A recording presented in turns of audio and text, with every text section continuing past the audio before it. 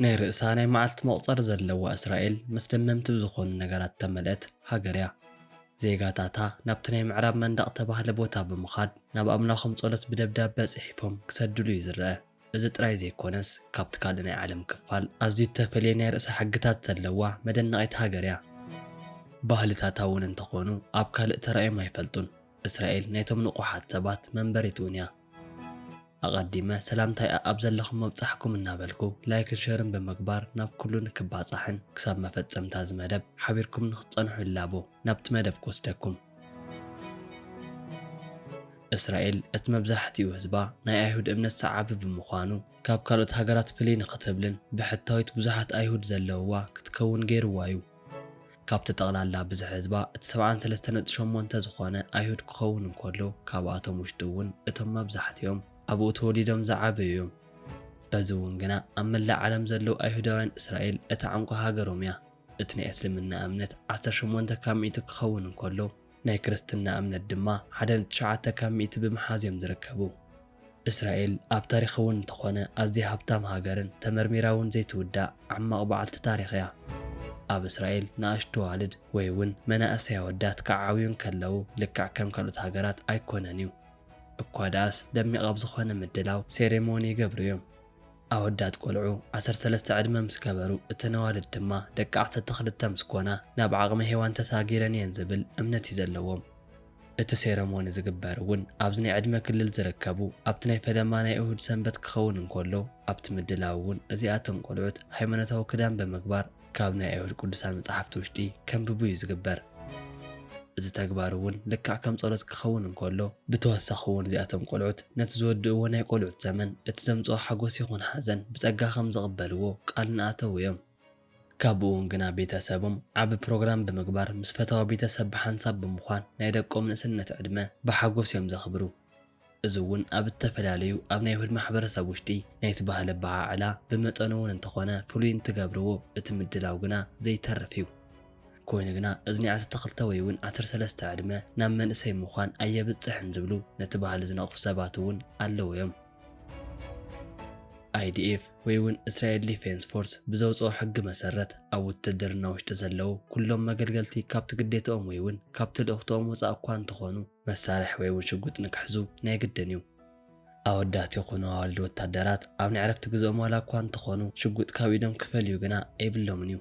ኣብ ከምዚ እውን ኣዋልድ ብኖርማል ክዳን ገይረን ወይ እውን ብናይ መሐመሲ ክዳን ገይረን ሽጉጥ ተዓጢቐን ክትሪኡ ትኽእሉ ኢኹም። ብተወሳኺ እውን እስራኤል ልዑል ዝኾነ ናይ ጓል ጸጥታ ኣካል ዘለዋ ናይ ዓለምና ኣብ ቅድሚት ትስራዕ ሃገር እያ። እሞዳ IDF ወይ እውን ናይ እስራኤል ምክልኻል ሓይሊ ኣዋልድ ወታደራት ኣብ ዕጥቀን ኮይነን ፎቶ ብምልዓል ናብ ማሕበራዊ ሚድያ ክዝርጋሕ ይበረታትዕዎን እዮም። እዚ እውን ካልኦት ኣዋልድ ናብ ናይ ምክልኻል ሓይሊ ንክጽምበራ መገዲ ዝኸፍት እዩ። እሞዳ እዚኣተን ኣዋልድ በቲ ዘለወን ቆራጽነት ዓለም ይፈልጠን እዩ። ካብ 1962 ንነዘ ካብ 500 ንላዕሊ ዝኾነ ኣዋልድ ወታደራት ኣብ ኩናት ንሃገረን ክብላ ብኽብሪ ተሰዊአን እየን። ዘ ዌስተርን ዎል ወይ እውን እቲ ናይ ምዕራብ መንደቕ ኣብዛ ቅድስቲ ከተማ ኣብ ኢየሩሳሌም ዝርከብ ናይ ምዕራብ መንደቕ ብምባል ዝጽውዕዎ እዚ ቦታ ንእስራኤላውያን ጥራይ ኣይኮነን። ኣብ መላእ ዓለም ንዝርከቡ ኣይሁዳውያን ኩሎም ኣዝዩ ክባር ቦቶም እዩ።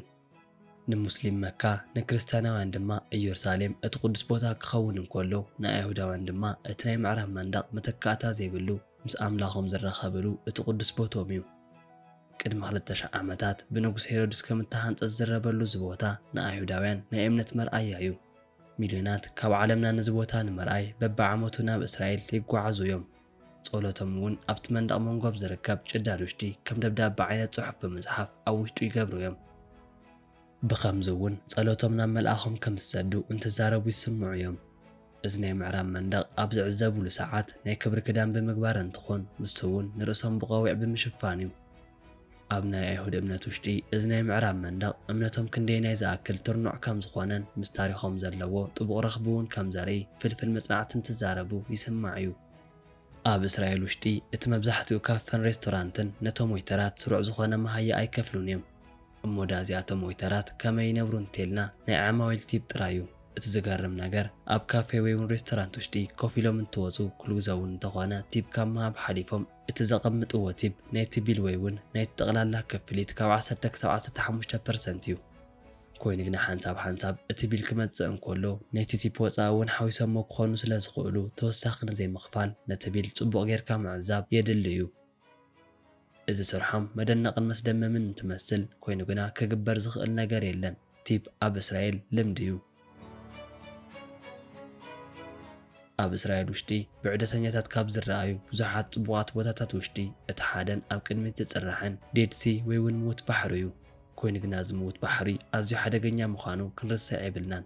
ሙት ባሕሪ ብዘለዎ ልዑል ናይ ጨው መጠን ናብ ቆርበት ሸሊኹ ብምእታው ኣብ ውሽጢ ናይ ኣካልና ክፋል ጉድኣት የብጽሕ ዓቕሚ ኣለዎ እዩ። ስለዚ እውን ናብዚ ቦታ ክትከዱ እንተደኣ ኮይንኩም ኣብ ኣካልኩም ዝርከብ ጸጉሪ ምልጻይ ዝመዓድ ኣይኮነን። ኣብቲ ደንደስ ባሕሪ ጥራይ እግርኻ ብምዃን ናተዘናጋዕኻ ምጓዓዝ ደስ ዘብል እኳ እንተኾነ ኣብዚ ናይ ሙት ባሕሪ ደንደስ ግና ፈጺምካ ዘይሕሰብ እዩ። ኣብቲ ናይቲ ባሕሪ ደንደስ ዝርከቡ ንኣሽቱ ናይ ጨው ሕጽዋታት ዋላ እኳ ደቀቕቲ እንትኾኑ ኣዝዮም በላሕቲ ስለ ዝኾኑ ንቆርበት በሲዖም ናይ ምእታው ዓቕሚ ኣለዎም እዩ። ስለዚ እውን ጫማ ምግባር ናይ ግድን እዩ። ኣብዚ ቦታ ብምዃን ንዓይንኻ ብኢድካ ምትንካፍ ንርእሱ ቀሊል ዘይበሃል ጉድኣት የብጽሕ እዩ። ድሕሪ እዚ ድማ ኣካልኩም ብጽሩይ ማይ ምሕጻብ ክትርስዕዎ ዘይብልኩም ተግባር እዩ። ኣብ እስራኤል ውሽጢ ዓቢ ቦታ ዝወሃቦ ኣብ ዓመት ሓንሳብ ዝመጽእ መዓልቲ ኣሎ።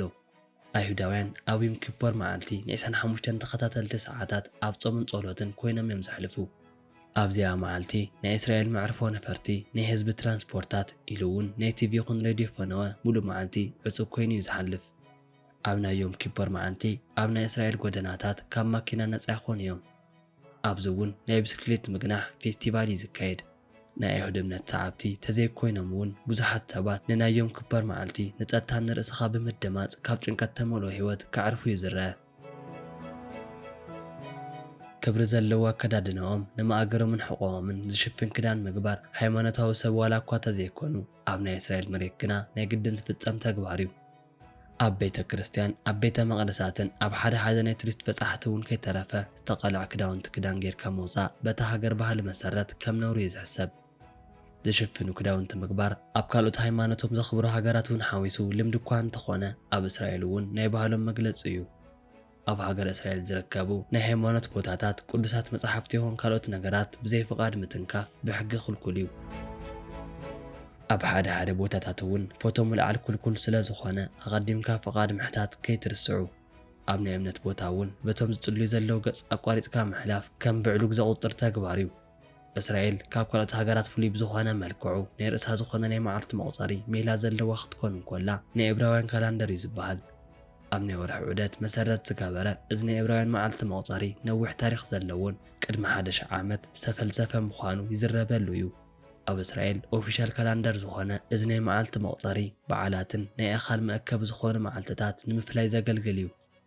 ኣብ ሃገረ እስራኤል መናእሰይ ነቲ ናይ ምህሮ ሰዓቶም ምስ ወድኡ ከምቶም ካልኦት ሃገራት ናብ ኮሌጅ ወይ እውን ዩኒቨርሲቲ ንምእታው ዘይኮነስ ኣቐዲሞም ናብ ናይ ውትድርና ዓለም ንክኣትዉ ናይ ግድን እዩ።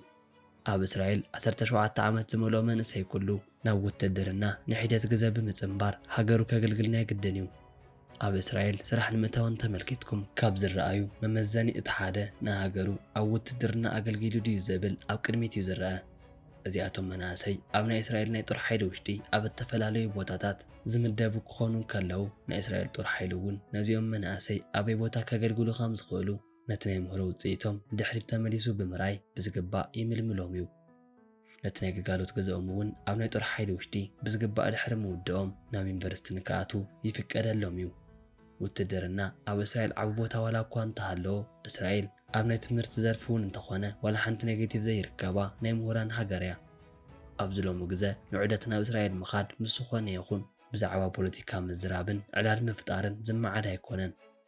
እዛ ሃገር ኣብዚ ሕጂ ሰዓት ብብዙሕ ናይ ፖለቲካ ወጥሪ ኣብ ፀገም ብምእታዋ ምኽንያት ብዛዕባ ፖለቲካ ይኹን ሃይማኖታዊ ጉዳያት ዓሌት ፈሊኻ ምምጓት ንዋላ ሓደ ኣይጠቅምን እዩ።